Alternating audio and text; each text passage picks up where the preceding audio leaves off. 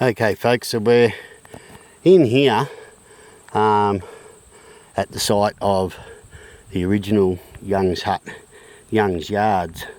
Now you can see coming down from the high side there, yet again another beautiful little seep stream. Okay, it's not flowing real fast, but it is flowing. So over here again, in All Park's wisdom, mountain bikes, looks like a side by side, straight through the creek,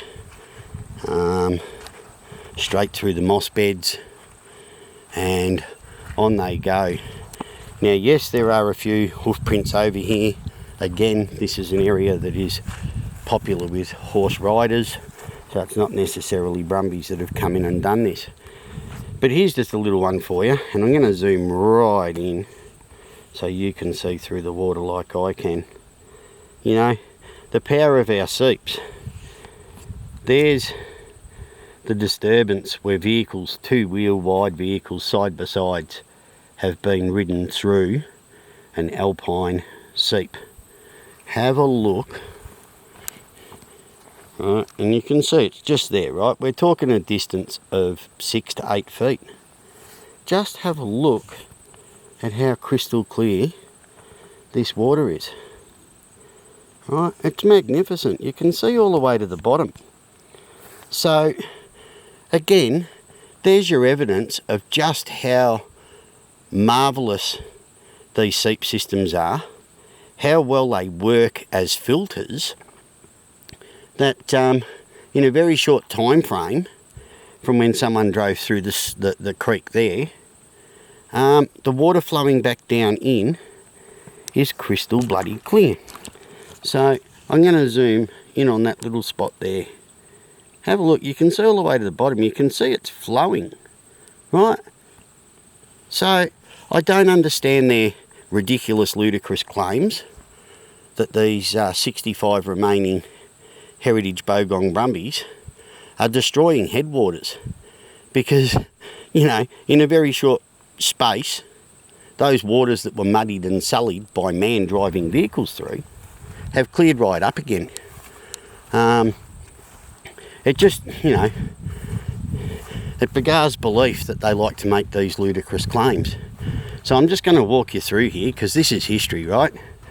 This is, and there's not a lot of it left. You'll see remnants of timber just laying on the ground around me, some over there, all the way around the outside of this clearing, right? You're going to see some uprights standing. And why is that? Because that's how they used to build their yards. They just used to use all of the dead down timber and build it up amongst the trees around the edges of the clearings to create their horse or cattle yards.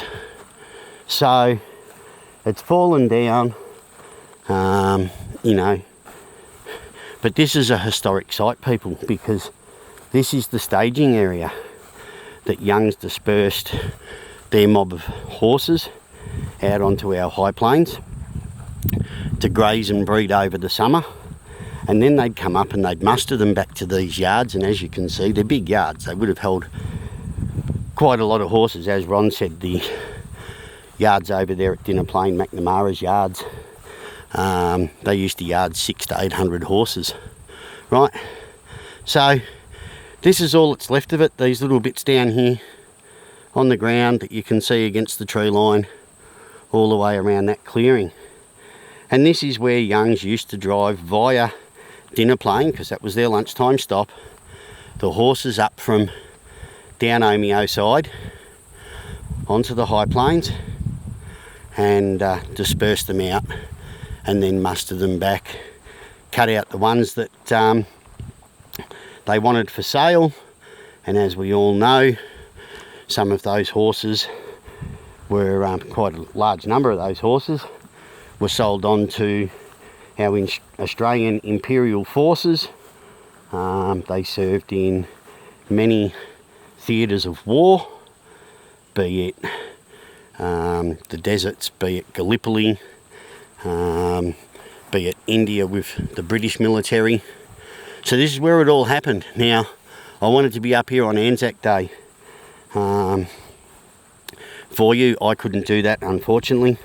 It's the 27th of April today, so I'm a few days late. But here it is, people. This is, in a way, the historical home, the birthplace, if you like, of our Bogong war horses. So just thought I'd share it with you while I had the opportunity, and while some of those Bogong war horses remain up here on the high country. Now you'll notice there are some star pickets in the ground. There were some around the fence line there over time. People have driven star pickets in the ground to try and hold the fences up, but unfortunately as time goes by, things fall apart with neglect. So